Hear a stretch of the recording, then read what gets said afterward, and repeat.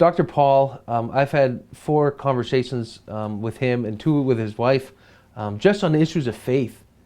And what I like about him is that he is a man of faith. She's a lady of faith, and they're strong in their belief system, but they don't wear it on their sleeves like a lot of politicians do. Like they're not just religious every couple of 4 years or 2 years, whenever the election is.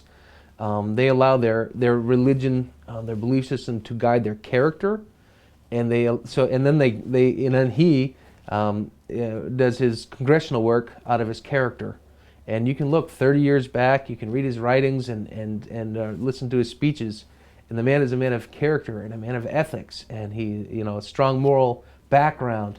And so, yeah, certainly, if you're looking for a person with that type of background, it's really only found in Dr. Paul. One of the maybe if anyone's listening to me, you're an evangelical, you're a Christian, you're wrestling with who to support in this election. I would ask you to educate yourself on Ron Paul. I believe Dr. Ron Paul is the most pro-life. If you look at his voting record, if you look at his, he delivered over 4,000 babies and did 0 abortions. That's pretty pro-life.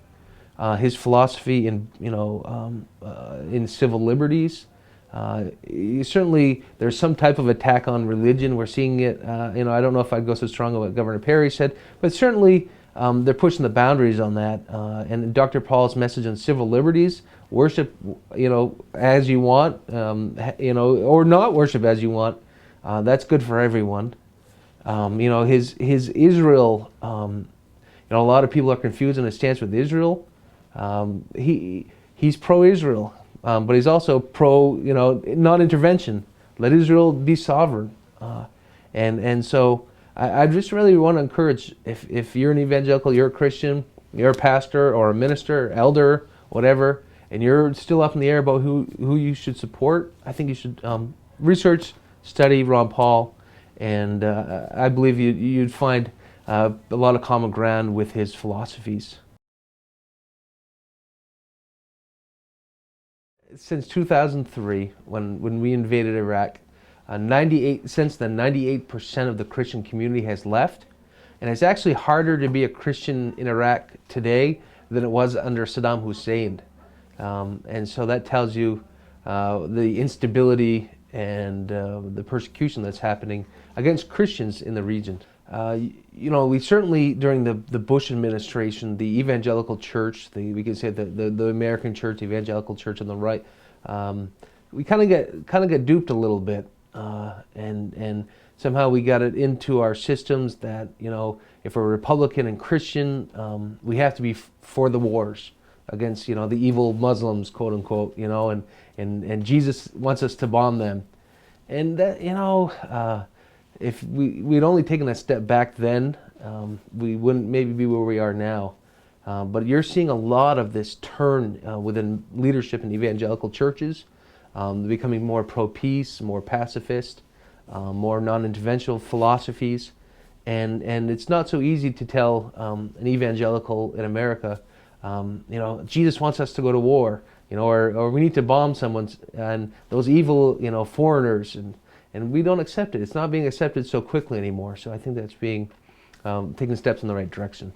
Though I am a pacifist, and I hold to those things, the just war with the vote of the Congress is certainly much more in line with maybe evangelical thinking than what we do now, what do they call that? Preemptive, yes, sorry about that. Yeah, preemptive strikes, since 1991, 1 million children have been killed in Iraq. Certainly, Jesus can't be pleased with that. There are certainly, thousands, and probably tens of thousands of civilian ladies and children in Afghanistan, the other Ethiopia, Somalia, these other nations that we're doing nation building in. That it's not just we're killing civilians. What would you say to some Christian thinkers and writers and just people in general who think or believe that Ron Paul represents a libertarian and therefore in their mind libertine philosophy that is kind of, do whatever you want all the time, drugs, even abortion they accuse on that kind of issue. What would you say to those kind of concerns that you may even have within your own church? Well, certainly, I liked what Dr. Paul said about, if we gave people liberty, they're not going to do heroin. It's when the government, it really is when the government becomes a god to us. I think the Marxists used to say that God is the state and the state is God. We look to the state or we look to the government for our liberties, quote unquote. The liberty, the state tells us, hey, you can't do drugs, or you can't have an abortion, or you can't do gay marriage. The libertarian idea is, wait a minute, we step out of that and we say, we can make that decision. We've been endowed by our Creator to make decisions. So it's not the government or it's not the state who gives us that power. We recognize it's our Creator or nature. Someone other than the government gives us that ability to make those choices. And I think that's very scriptural. We realize, we give Caesar what's due to him, but he's not due our admiration or our liberties. We pay him taxes. So you believe in taxes? Oh, you have to pay your taxes. You have to pay your, oh goodness, I'm so sorry. That's my cell phone. I'm embarrassed. What is this music playing?